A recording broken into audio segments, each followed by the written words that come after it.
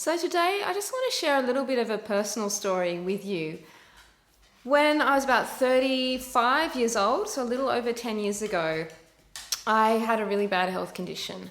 I was feeling really run down, I was depressed, I was tired, I had no energy, and it got to a point where I was suicidal even. I remember I was working in this office and it was kind of near a forest, and I would go for lunchtime walks in this forest area. And I just remember really clearly one day walking back towards the end of my walk back to work, and I just felt so heavy and so sad and so lonely and depressed that suicide was an actual thought that was going through my mind.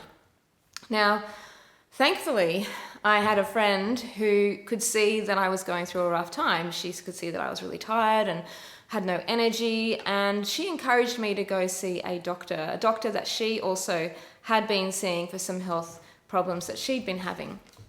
And as a result of going to see this doctor, I got some tests done, and it turns out that I had thyroiditis, so a swollen thyroid gland. I was hypothyroid as well. I had very low vitamin B, vitamin D, iron levels were really low, but then I also, on the other side, had really high iodine levels. So the plan of attack was, with this condition of hypothyroidism, the doctor recommended that I should start taking thyroxine, which is a thyroid hormone, synthetic thyroid hormone, to regulate my thyroid again. Now, being a person that likes to think that I have the capability to heal myself, I took the prescription. I was like, okay, I went to get the prescription filled and I got the medication, but I wanted to hold off from taking it.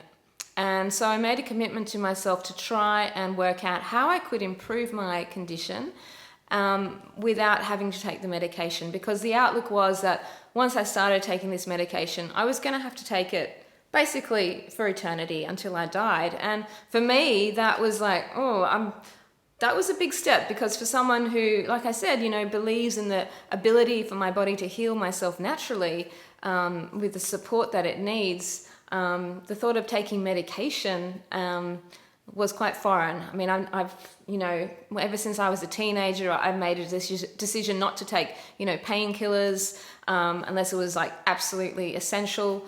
And yeah, I've managed for a long time not to need any of those substances. So the thought of having to take medication daily just really didn't sit with me. So I wanted to make an exercise out of it and see what I could do to improve my health through other means.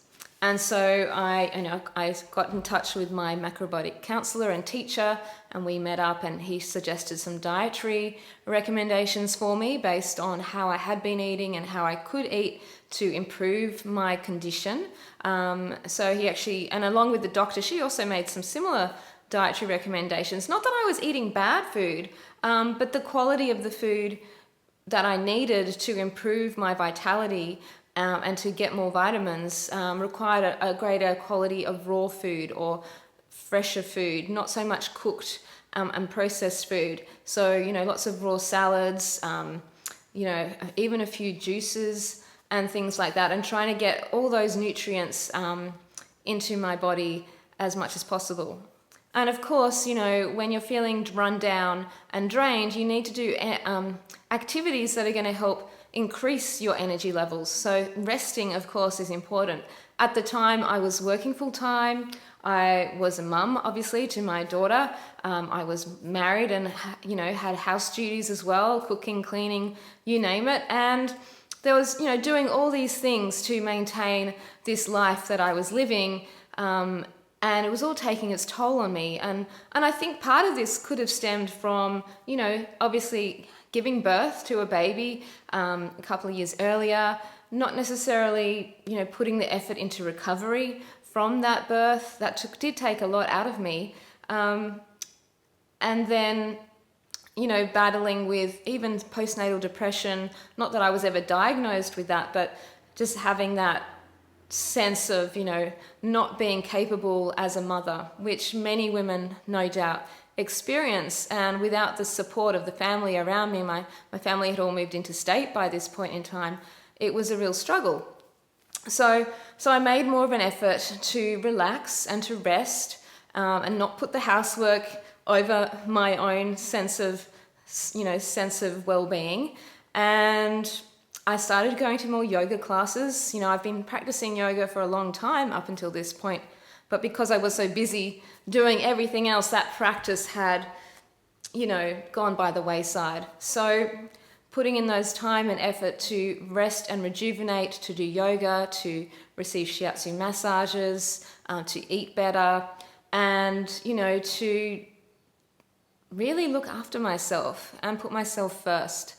And so as a result, I was doing specific yoga for my thyroid as well. So specific yoga poses that, stimulate and support the thyroid, and also the hypothalamus and all the other glands in the body, and which were really integral to my healing process. So after a month or two, going back to my doctor, getting more blood tests, and finding out that the thyroid levels have gone, become more stable, getting an ultrasound on my thyroid, which had the nodule growing, and noticing that hadn't actually gotten any bigger, it hadn't gotten any smaller, but it wasn't going to be a problem, and then I just had to keep monitoring myself every few months with the regular tests, taking supplements, of course, B vitamins, iron, and what have you, and vitamin D as well. So I really took it upon myself to work out and explore what there was that I could do without the medical approach, to make myself better and not have to take the thyroid hormones for the rest of my life. And so as a result of that process, and my things going back to normal and supporting myself, I never had to take the medication. And I'm really glad about that. And I think, what this has taught me from this experience is that, well, it's taught me a lot of things, but I think the thing it's taught me is that, we do have, or I personally have the capability to improve my health and to look out for myself and support myself, to make sure I don't get sick. Because obviously, these conditions build up over time. It's not just overnight and you're sick, For many of us, we experience these things, all of a sudden we're having, episodes where we're not well and we can't seem to get out of it. We need some medical intervention, whether that's through some sort of, prescription drug or some other kind of therapy. And I think therapy and drugs do have a place, and they are important, especially when we're at that really low point where we need something to get us out of that state, and so we can see the world again. But I also think that once we get out of that state and to a certain level, then we can actually start to take charge and find what we need to support ourselves and to eventually let those other things go by the wayside. We don't want to be in therapy for the rest of our lives. I mean, we can. I mean, there's nothing wrong with that if that's what you want to do. It's a costly experience, yes. Same with drugs. You could be on drugs for the rest of your life. And for some people, that is required to keep them alive. There's no doubt about that. But I think also, once we get to a certain point, we can start to look at ourselves and try and identify, what were the things that led to that point? How can we change our lifestyle, our working conditions, our relationships, and especially that relationship we have with ourselves, which is really, really important part of the healing process. Once we start to put ourselves first over other people, then that's where the true healing comes, because supporting ourselves, we can only heal when we support ourselves, basically. And finding out what it is that you need on an individual level to support yourself, to love yourself, and to honor yourself, really. I think that's what it comes down to. We can put a lot of effort into other people, trying to make them happy, trying to do what's right, be the good mother, the good daughter, the good father, the good son, the good girlfriend, the good boyfriend, whatever it is, husband, wife, you name it. We try to do good by everyone else, but then we end up depleting ourselves so much in the process. So that's what I wanted to share today. I just wanted to share, I guess a little bit about my own experience and journey through a healing or through an illness and then healing myself, and always being mindful of that now. Even though I don't have that condition anymore and I've managed to work through it, there's always that part in the back of me that, could easily slip back into doing those things that could either lead back to that condition or to another condition as well. So really being mindful of how we go about our lives, what supports us. We know to eat good food, we know to get rest, we know to love ourselves, we know that we should exercise and not drink too much or smoke, or you just know. But then, we're influenced by so much around us, by, the supermarket aisles, by our friends who say, oh, just have a drink, it's okay, it won't hurt you. Or, the friend who buys you, a box of chocolates or whatever. And there's nothing wrong with that per se. But if you know that that is what makes you unwell, then you need to listen to your inner compass and really work that out. And respect and honor yourself above the people around you. Because if you don't show respect for yourself, then how can other people respect you?